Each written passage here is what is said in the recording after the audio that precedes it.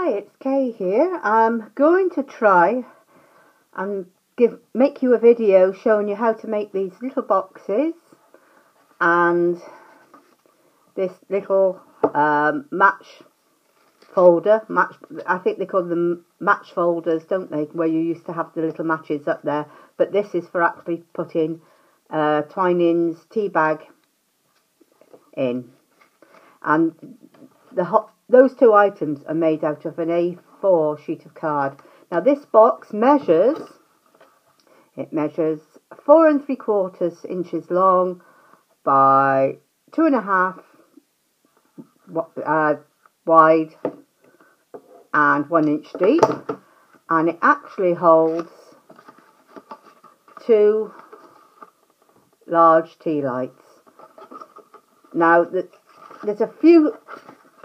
You've probably seen loads and loads of people making the boxes to fit the tea lights. One of the main ones in the UK is Poodles. It's Sam Hammond, and she makes some lovely boxes. And I can't deny that the basics I've taken from her, but I have tweaked my measurements, and I've done a few little odds and sods where I've changed how I'm making the item, so that we're not wasting and throwing away little bits of card that as a crafter we'd weep as they get thrown away.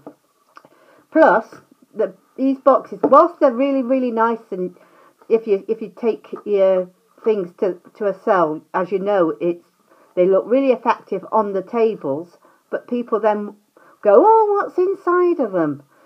And apart from opening them repeatedly and handling them, they can't and if the boxes get damaged and get grubby, and then of course if you wrap them up they can't see inside and they're having to take your word for it.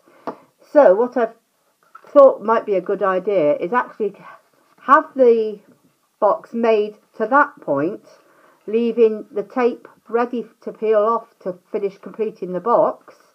Have a bowl with my tea lights in that people can actually pick which tea lights they put in the box, pick the box, I'll make the box, and it's finished. Plus, so all these boxes made flat take up a far less space storage wise, and are less likely to get damaged than if I've got them all like this. Just an idea, you don't have to do it, but I suddenly thought, oh, that might work. Right, so less babbling and more showing. What you need is an A4 piece of card. So you get your A4 piece of card, and you want to cut this card down. First of all, cut it at 7 3/4. That offcut will be used to make the matchbook afterwards, and then turn it and at 8, so it's 8 by 7 3/4. That was easy to begin with, she said. Now to score it. On the 8-inch length you want to score at 1 inch, 3.5, 4.5 and 7. Turn it, and at the 7 3/4 you want to score at 1, 2 and 6 3/4. Now what we need to do is burnish all our fold lines.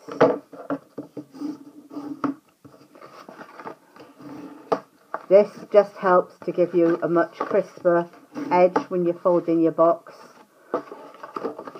You can do it with your fingers, but obviously the bone folders takes a lot of the stress on your fingers and your fingernails and everything else. Plus it's built for what you're doing with it. So right, now the first thing you want to do is cut up where we need to cut. So this is the 1 inch deep score line, and you're cutting up all these other score lines to the 1 inch point.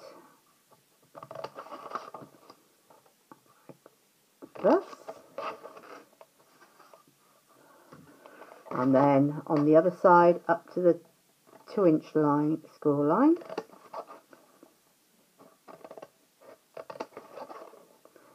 Now, at this point, everybody else that I've seen just says, right, we chop this one off, we chop that one off, we chop that one off, and you throw them away. And as a crafter, I start weeping, because then I've got 1-inch squares that I can get into my punches, but it's a right fabble. So I decided, why don't I use my little flower punch to punch out the flowers that I need to decorate it while they're still attached to the card. So I'll be cutting these off anyway. So going from this side, we'll be getting rid of the top one and the 2 bottom ones. So that will give me 3 flowers already. And as you can see, that was a whole lot easier than trying to get a 1-inch square piece of card in, or having to resort to breaking into another piece of card just to cut your flowers. Now we need to take, on this where you've got the 2 pieces, you're taking the bottom piece off, so I can get another 2 flowers out of that one.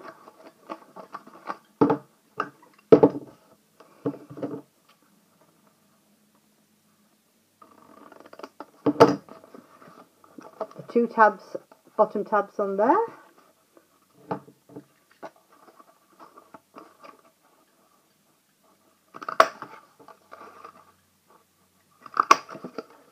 And in theory, 3, 6, I've got 7 flowers that I might not have actually managed to cut out if I had it as 1-inch pieces, because trying to get them in and hold them is a right pain. Right. Now, you might, on a lot of boxes, a lot of people actually take that, so it's like that. So when it's in and tucked in, they tuck it straight in like that way. But I like the extra strength of having it that stuck down, so that piece where you're tucking it in has the extra strength, rather than cutting it away and having a raw edge there. My preference, I think it makes the finish on the box a lot nicer. So what we'll do, before I do anything else and make a total mess of it, is I just put a bit of glue on this piece and glue it down, and get my little circle punch so that I can punch a little finger hold,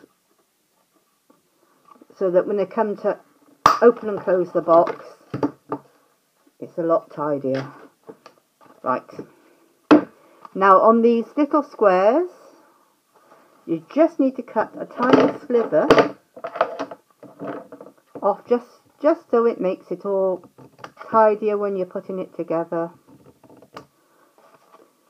You can get away without it, but why not just go that little bit further? It's not taking you a whole load of time to do it.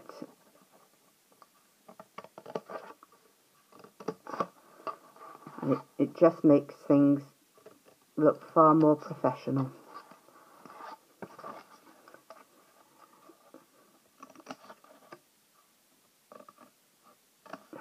There we go, and that's the last one.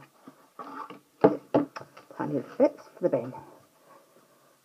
Right, because I'm going to be making it so that I can finally put the last piece together at my fair, I want to put the sticky tape on the flap. So just to make sure I'm doing it, that will be on the inside, that one's coming up, so when I come to fold that down, those 2 will go in, that will come down, so that it's this piece here, which is basically, if you look where you've got your double flap there, this bottom piece is where you're going to put your tape. So I'm going to put 2 pieces. You don't need to. It's just this isn't the red tape, so it's not as strong as some of the others. I may as well, you know, for the price of a little bit of tape, at least I know it's not going to collapse. Right, putting it together. If you fold that up to there, you can use tape, glue, whatever. If you're making the boxes out of card, I don't suggest that you use the ordinary roll tape. You want something that's got a bit more strength to it, so the red tapes, but wet glue works perfectly well. There you go. So those come down and that piece tucks in. Now, just so it tucks in and looks nice and tidy, you get your corner rounder, put it on the 1/2 inch, it's a deeper round. 1, 2. Right, now I've decorated mine still flat, and what I've ended up with, this is an offcut from something else I was making. So all I need to do, don't throw anything away. I cut that out, so that's, just put it back on there. You've got your little flowers. I tend to use my heat gun to stick the flowers on. Just plug it in a moment. So to get your flowers to the point of being able to use so that they're nice, I use a ball tool and just push them down so they've got a bit of depth to them. And while I'm at it, I may as well do the ones for my tea bag cover. There we go. Use 3 on each, and I got 1 left for prosperity. So hopefully, I mean, sticking them down, a lot of people use the mini glue dots. I have a hate-hate relationship with them, and I've had my glue gun for ages, and I suddenly thought, I've got it, why the blazes don't I use it occasionally? Silicone glue, that was another favourite of mine, but I have found in the summer my silicone glue, for reasons best known to itself, seems to go off. So that's not a problem. Come on, talk to me. I should have put that on a bit sooner to heat it up, but we're getting there. Honest. Right, what we can do while waiting for that to heat up is I'll put my gems in the middle. These pearl ones, I must admit, I've picked up from some of these pound stores where you can get it in the children's part, and to be quite honest, they work perfectly okay. Sometimes they don't always want to stick, but you have plenty of other types of glues that would do for it. I mean, some of these craft shops charge an absolute fortune for gems. Why are we paying out that type of money when we can get them a whole lot cheaper? Especially if you're making them and giving your cards away or giving them to charities. You don't want to be paying out pounds and pounds just to have something nice and blingy on there. There we go, it's working now. So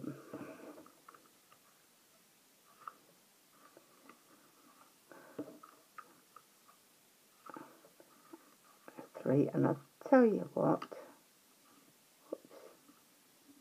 at least with the glue gun you do get a bit of wiggle time. I think I put an extra flower end, which means I can use that extra one. So I'll be using all 7. So that, now just to finish, if you don't know how to make the boxes up, all you need to do then is fold those 2 ends in, fold the side, and lift your 2 bits of sticky strip, holding it nice and straight, fold that in. That's your box made and finished. Right, so now on to your little match box. Move that out of the way. You need to cut the piece that you've got left down to 2 3/4 wide. It's worth checking the width of your fancy tea bags. There's various makes for various sizes, and I found that on the Twinings the length is just about right to do it at 7 1/4 inch. So that's all you've got left out of your A4 sheet, and I've got a big container full of ready cut out flowers, so just butterflies, so nothing's going to go to waste on this. This is so simple, it's almost criminal. Right, what you need to do, once again get your scoring, and you need to score it at 3 1/4 and 6 1/2. You can cut that a bit longer. It depends how much you want to turn it up. I think on my other one I've got it a bit longer.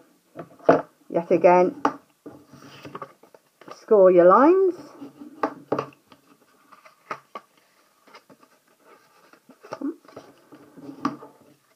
All you need to do, where it flaps up, get your staple, and at the very bottom edge, staple that in, so that actually tucks in like that.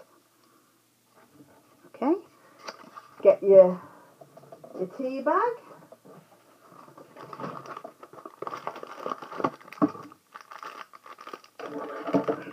I've got a pack of the Twining Selection box. That's 25 tea bags, so awesome.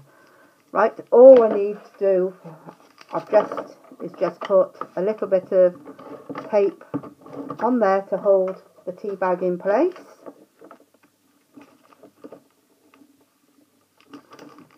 And that goes in like that. Once again, waste not, want not. I've got a circle that I've cut out of something else. We want a little bit of double-sided tape, foam tape on there. This tape's yet again from the pound shops. The only thing I would say, it's far stickier than all the craft ones, the usual craft ones, but heck, as long as you're happy to clean your scissors off every so often, I don't think that's going to be a big problem.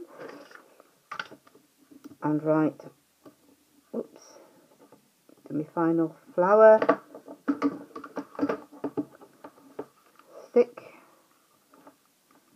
the flowers on. You can put a sentiment or anything else. You can decorate it however you like. But there we go. I think we're done the expense. We'll put a couple of